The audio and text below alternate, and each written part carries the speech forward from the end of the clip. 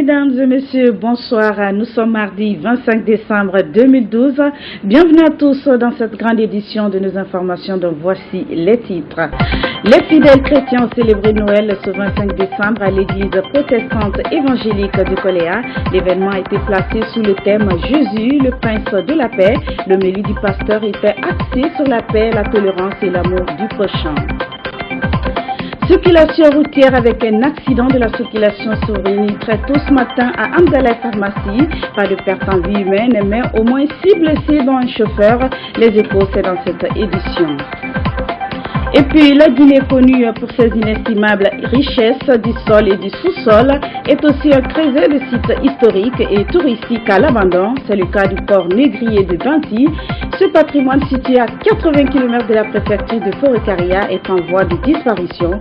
C'est tout pour le sommaire. Encore une fois, bienvenue à tous. 10 véhicules pour les brigades anti-criminalité BAC de la ville de Conakry. La remise des voitures de service a eu lieu hier dans les locaux de la Direction générale de la police. Ce geste du gouvernement vise à matérialiser l'engagement du gouvernement à lutter contre l'insécurité à Conakry. C'est le ministre de la Sécurité et de la Protection civile qui a remis les clés des 10 véhicules au contrôleur de la police nationale. C'est un compte rendu de Fali Dilavoudi rendu en studio par Billy Nankomakonde. Le gouvernement, à travers le ministère de la Sécurité et de la Protection civile, intensifie sa lutte contre l'insécurité. C'est dans cette perspective qu'il a offert 10 pick-up aux différentes brigades anticriminelles de la capitale.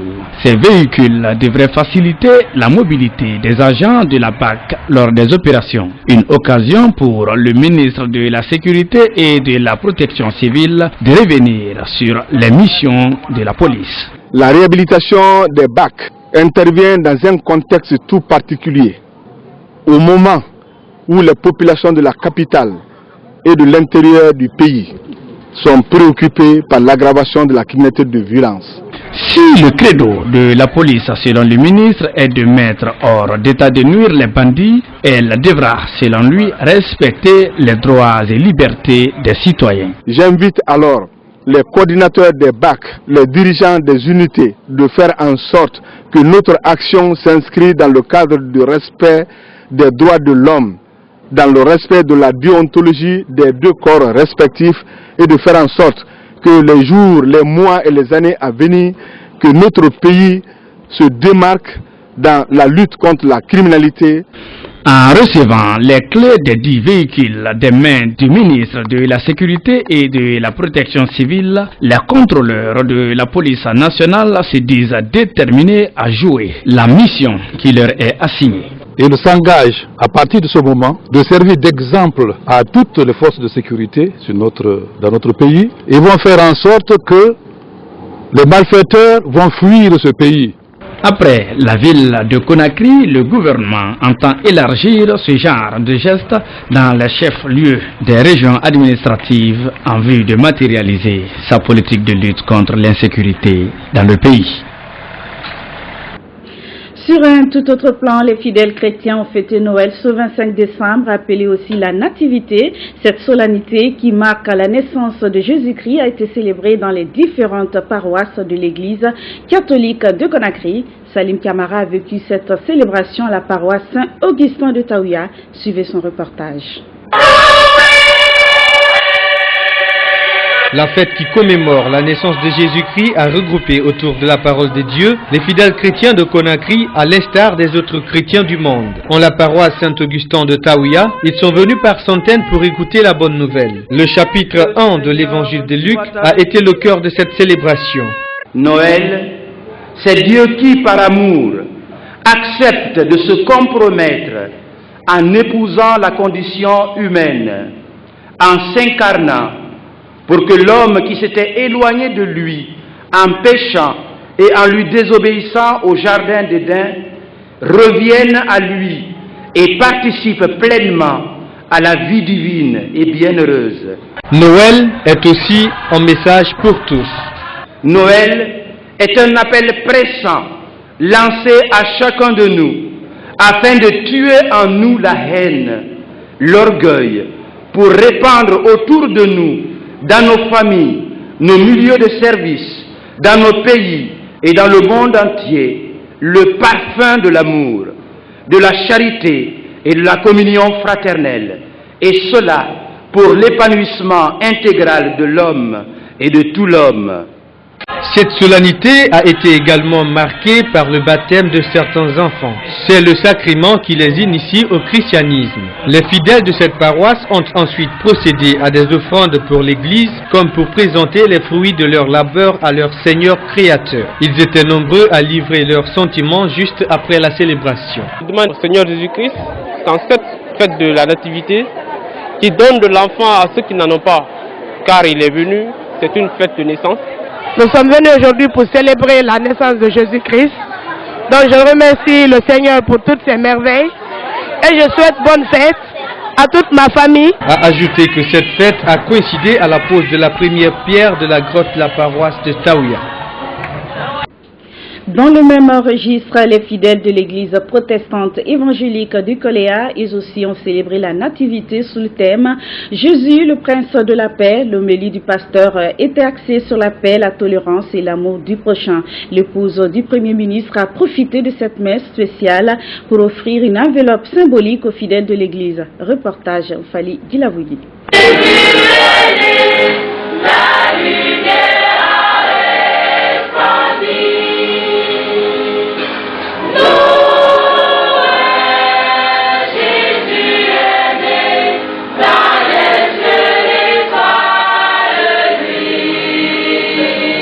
L'église protestante évangélique de Coléa en effervescence ce 25 décembre. Les fidèles, parés de leurs plus beaux vêtements, sont massivement venus célébrer Noël, la naissance de leur sauveur Jésus-Christ. Une occasion pour eux de prier et de louer les actions du Seigneur. Jésus, le prince de la paix, c'est le thème choisi cette année pour commémorer la naissance de Jésus-Christ. Nous avons besoin de la paix pour notre vie personnelle. Nous en avons besoin pour l'harmonie dans nos différentes familles, pour l'harmonie dans notre société. Et la venue de Jésus dans ce monde nous permet de vivre la paix de Dieu. La paix, la tolérance, l'amour, voilà entre autres les maîtres mots de la messe spéciale de ce 25 décembre. Au-delà de la prière, le pasteur a axé son homélie sur la réconciliation nationale. Pour lui, les Guinéens ont besoin de Jésus-Christ pour préserver l'unité et la paix. Frères et sœurs, si nous avons besoin d'une véritable réconciliation dans notre pays, Jésus-Christ, c'est lui qui communique la véritable paix qui vient de Dieu, la réconciliation sincère. Et pour parler de la réconciliation, la paix. Présente à cette messe, l'épouse du Premier ministre accorde de l'importance au thème de Noël. Jésus-Christ, le prince de paix. C'est le prince de paix qui peut aider la Guinée à se réconcilier avec elle-même, la Guinée elle-même, et avec ses enfants, ses fils, les fils du pays. Je lance un appel pressant au peuple de Guinée en disant que Jésus-Christ n'est pas pour les seuls chrétiens. Jésus-Christ est pour tout le monde. La prière, rythmée de louanges et de cantiques, a permis aux fidèles protestants de se rapprocher de leur Rédempteur. L'épouse du Premier ministre a offert des enveloppes symboliques à certaines églises et c'est avec un moral gonflé à bloc qu'ils se sont quittés. Et puis, à l'occasion de cette fête, une ONG humanitaire a offert un repas de Noël à près de 1500 pauvres de la ville de Conakry ce 25 décembre. Réunis en quelques lieux aménagés, cette couche sociale a fêté dans l'enthousiasme et la convivialité. C'est un reportage de Salim Kamara. Nul n'est pauvre pour n'aider les plus pauvres. C'est du moins la conviction de cette communauté chrétienne qui a réuni de toutes les communes de Conakry un nombre considérable de pauvres à la table de Noël dans 5 lieux. Personnes handicapées, démunies, enfants déshérités, personnes âgées ont été les convives de Saint-Egidio au lycée Sainte-Marie de Dixine, à Coléa, à la Cité de Solidarité, à Yimbaya et à Lombagny. La crise mondiale empêche certaines entreprises d'évoluer.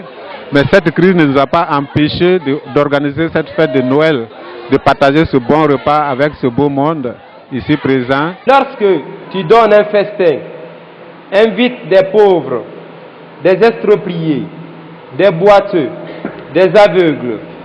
Heureux seras-tu alors de ceux qui n'ont pas de quoi te le rendre. Ce repas de Noël est pour ses organisateurs un symbole d'établissement de la justice sociale dans un monde qui ronge souvent aux oubliettes cette couche sociale.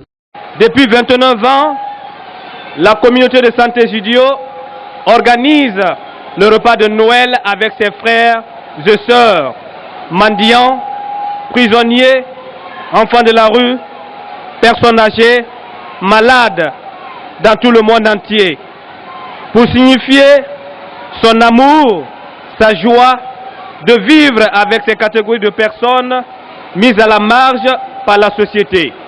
Ce geste de générosité et d'amour qui a connu la présence de quelques personnalités comme l'ambassadeur d'Allemagne en Guinée et le nonce apostolique a décroché la joie des bénéficiaires. Quand on aime, on souffre, on va vers ceux dont on aime, on se donne, on se renonce.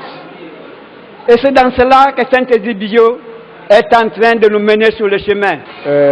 C'est l'occasion pour moi de saluer et remercier, encourager tous les fondateurs, créateurs de la Saint-Egidio en Guinée qui est dans tout le monde. Le festin s'est achevé par la remise de cadeaux aux heureux invités. Et puis donc circulation routière avec cet accident de la circulation survenu très tôt ce matin à Amdalaï Pharmacie. Pas de perte en vie humaine mais au moins 6 blessés dont un chauffeur. C'est une voiture Renault Laguna qui a percuté 2 boutiques pendant que des personnes y passaient la nuit. Reportage Mamadi Kamisoko. Pas de mort, mais au moins 6 personnes ont été blessées. C'est le bilan de cet accident de la circulation. Cette voiture Renault Laguna, immatriculée EP8610A, a percuté ce bâtiment au bord de la route. Difficile de dire dans quel état se trouvait le chauffeur au moment de l'accident. Secouru, ce jeune rescapé et autres blessés dont le chauffeur ont reçu les premiers soins à l'hôpital d'Onka, il raconte. On est resté jusqu'à 2 heures. En fait, on s'est rentré, chacun nous est rentré vraiment à 3 heures maintenant. L'accident est venu. On dormait dans cette boutique que vous voyez comme ça.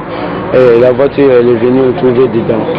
Le mur est tombé sur moi et les gens ont venu au secours pour m'aider et d'autres aussi. Le mur est tombé sur eux et d'autres sont blessés, ils sont à l'hôpital et moi, grâce à Dieu, je suis sorti ici.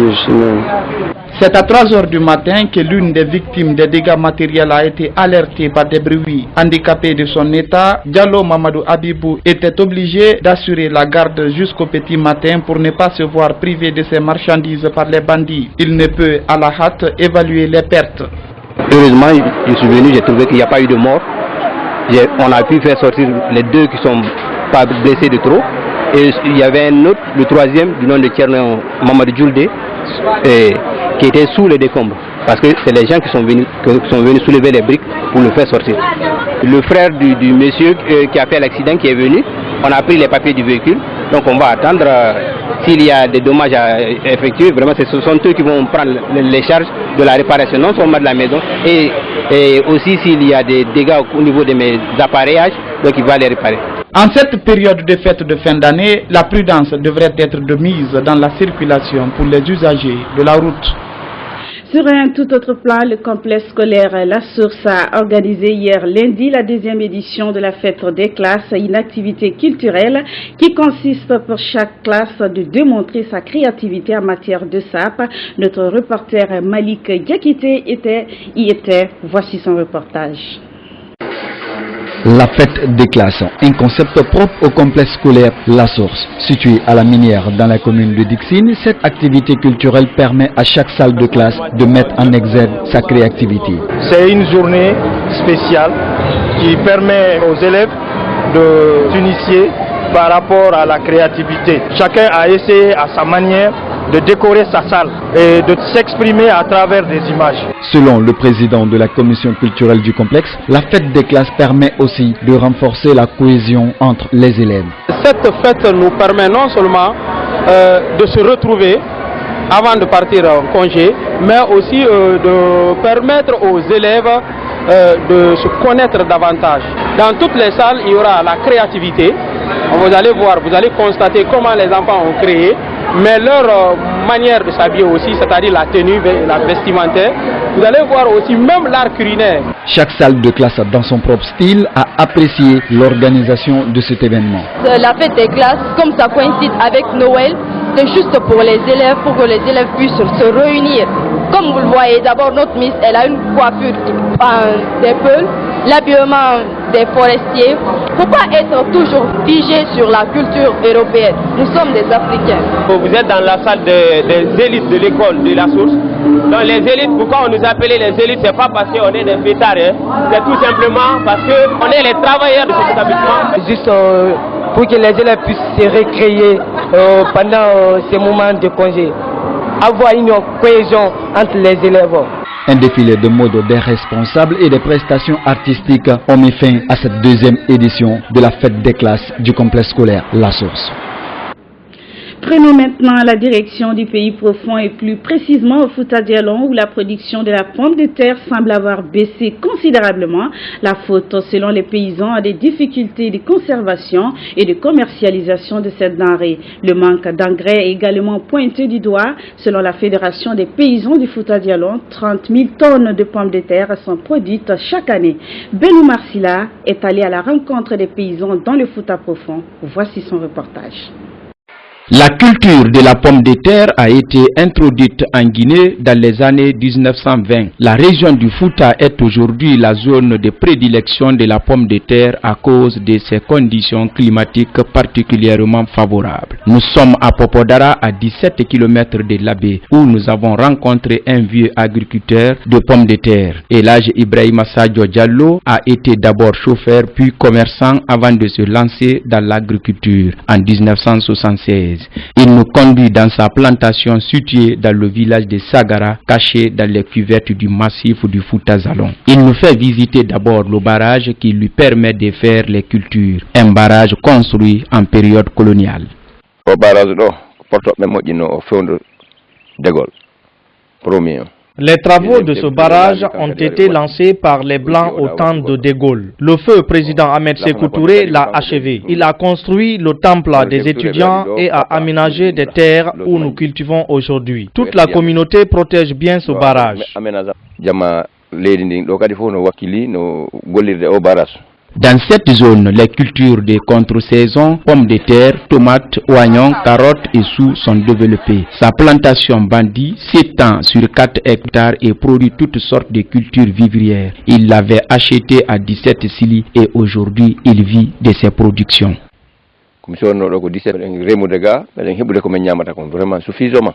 J'ai acheté ce terrain à 17 Sili. Ici, notre activité, c'est l'agriculture et elle nous rapporte beaucoup. Nos cérémonies de mariage, de baptême, elles nous aident. Elles éloignent la famine de nous et nous disons merci à Dieu. À Sagara, sur 45 hectares cultivables, les paysans n'ont pas pu aménager la moitié par faute de moyens et d'engrais. Les moyens qu'ils utilisent sont rudimentaires. Nous n'avons pas de moyens, pas de machines, ni financement. L'engrais que nous recevons est insuffisant. Nous rencontrons beaucoup d'obstacles. Des grillages pour protéger nos cultures allaient augmenter notre production.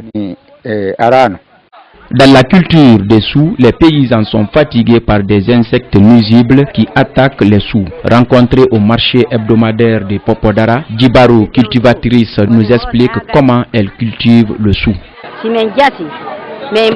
J'envoie d'abord les fumiers que je mets dans les petits trous aménagés. Puis je mets dans chaque trou une quantité de choux. Les insectes nous fatiguent beaucoup. Quand ils piquent un chou, on ne peut plus le consommer. La chambre préfectorale de l'agriculture parle du service de protection des végétaux qui doit s'occuper de la situation. Nous avons le service de la protection des végétaux. Lorsqu'il y a un cas de maladie, on a demandé aux paysans qu'ils viennent signaler au niveau de la direction, au niveau de la section. On met un agent ou des agents à leur disposition. Ils vont vérifier pour préciser quel est l'insecte nuisible ou quel est le mal qui est en train d'attaquer leur culture. Et une fois ce mal identifié, ils viennent vers nous, les produits sont là, on le fait accompagner par un technicien qui va traiter le champ. Si les années précédentes ont connu une surproduction de la pomme de terre, selon les spécialistes, cette année, la production a baissé. Elle est dominée par la riziculture dans la région du Fouta. Les producteurs sont confrontés aux difficultés de conservation et de commercialisation de la pomme de terre. Le circuit de commercialisation n'est pas à son top.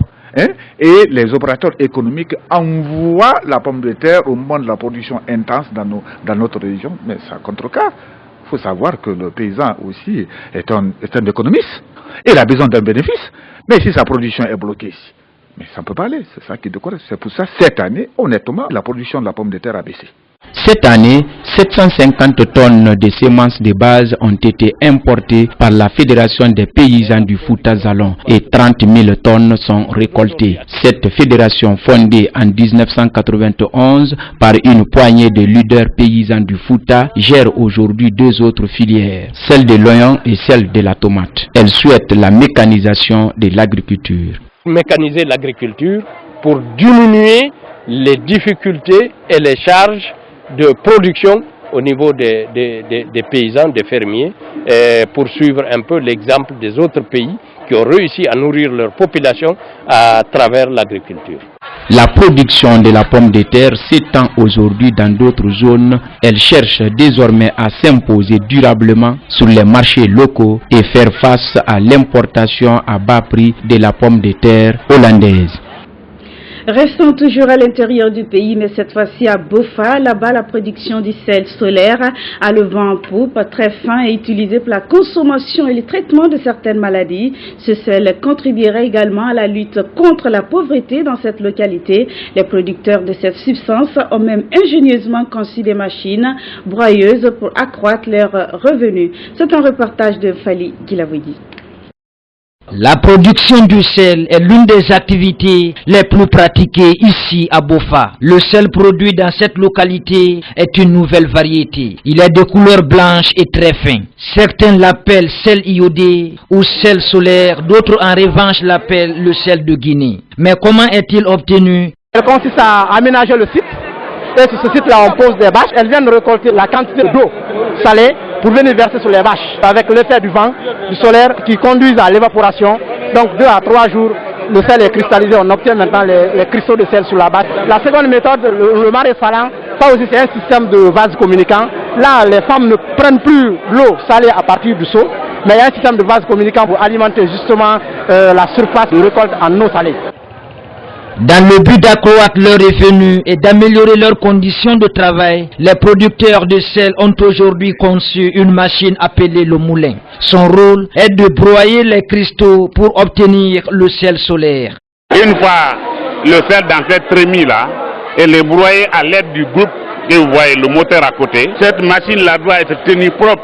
Il faut rincer avec de l'eau pour éviter que la rouille s'installe. Comme le Guinéen n'est pas habitué au sel de gros cristaux, cette alternative-là est accompagner les producteurs. Aujourd'hui, tous les producteurs ont la capacité d'obtenir cette broyeuse-là. La production du sel iodé est très florissante ici à Bofa Centre. L'activité permet aux producteurs d'améliorer leurs conditions de vie et de maintenir l'équilibre social. Ce sel est aussi utilisé dans le traitement de certaines maladies comme le goitre. Les producteurs soucieux du développement rural se sont organisés en coopérative et la plus performante dans cette localité est Kogesi, coopérative de sel solaire de Siranka. Et se fait ça depuis en 2000. Ça nous donne le progrès. D'abord, ça nous permet de lutter contre la pauvreté et ça nous permet de construire les maisons pour nous, de préparer l'avenir de nos enfants. Les coopératives de sel de la préfecture de Bofa ont une ambition, celle d'approvisionner les marchés locaux en sel iodé et d'améliorer les techniques de production. Pour y arriver, elles demandent le soutien du gouvernement et d'autres partenaires. L'intérieur du pays, toujours connu, la Guinée, pour ses inestimables richesses du sol et du sous-sol, est aussi un creuset de sites historiques et touristiques à l'abandon. C'est le cas du port négrier de Binti. Ce patrimoine, situé à 80 km de la préfecture de Forêt-Caria, est en voie de disparition. C'est en tout cas le constat fait par l'une de nos équipes de passage à Binti. Ibrahima Souri Ariansane nous en dit plus. Benti est l'une des portes d'entrée de la colonisation en Guinée. Située dans la préfecture de Forêt-Karia, ici se trouvent plusieurs sites qui marquent le passage du colon blanc et de la négritude. Aujourd'hui, plusieurs de ces lieux sont en voie de disparition. Pour cause, manque de politique de conservation et de valorisation des sites historiques et touristiques en Guinée. Alors que ces différents lieux, s'ils sont bien exploités, pourront drainer vers la Guinée des milliers de touristes à l'image de l'île de Gorée au Sénégal. Au temps colonial, quand le négrier était là, parce que le négrier qui logeait là, c'était son bâtiment. Le travail, c'était de 8h à midi. À midi, on sonne, le travail cesse, même dans les plantations. Les boutiques sont fermées. Pour au moins une pause d'1, 2, 3 à 15h pour que le travail reprenne. Dans les plantations, dans les boutiques et dans l'administration. Jusqu'à 18h. À 18h encore, on tape la cloche. C'est la descente du tricolore français et la cessation de tous les services de jour. Voilà à quoi ça servit la cloche à l'époque. Comme il n'y avait pas de téléphone, il n'y avait pas d'autres moyens de communication, c'est la cloche qui servait ça. Donc aujourd'hui, la préoccupation de tous les fils de Samou Benti, résidents comme ressortissants, c'est la réhabilitation de ce bâtiment pour servir davantage de bureaux et de logements de monsieur le sous-préfet. Bon, comme vous le constatez, c'est l'esclaverie. C'est à cet endroit précisément qu'on entassait comme des coulis des esclaves qui se rebellaient contre l'autorité coloniale. Il y avait une grande chaîne ici avec laquelle on les attachait. On les mettait là, on les entassait comme des bois morts. Les autres esclaves étaient là, c'était la prison. Bon, ceux qui se révoltaient à tout moment là, on les mettait là. C'est là qu'ils sont entassés jusqu'à l'arrivée du bateau négrier. Dès que le bateau arrive, on les envoie là-bas au port. C'est une perte énorme, pas seulement pour Benti, mais c'est pour la nation guinéenne. L'arbre séculaire que vous voyez en face marque le passage de l'explorateur français, capitaine de la marine René Caillé en 1875. Vous avez vu l'état de ce patrimoine. Grâce à l'érosion marine, nous tendons à perdre ce bijou. C'est pourquoi nous ferons appel aux bonnes volontés pour que cet arbre soit ressuscité. Chaque année, des étudiants en tourisme viennent visiter ces lieux à Benti. C'est la raison pour laquelle les fils de Samou Benti appellent les autorités gouvernementales, notamment les ministères de la culture, du patrimoine historique et du tourisme, à intervenir pour réhabiliter ces sites, des sites qui disparaissent à petit feu dans un village abandonné où l'accès relève d'un parcours de combattants à cause du mauvais état de la route. Voilà, mesdames et messieurs, c'est la fin de cette édition. Merci à tous de l'avoir suivi et joyeux Noël à tous les fidèles chrétiens de Guinée et du monde. Au revoir.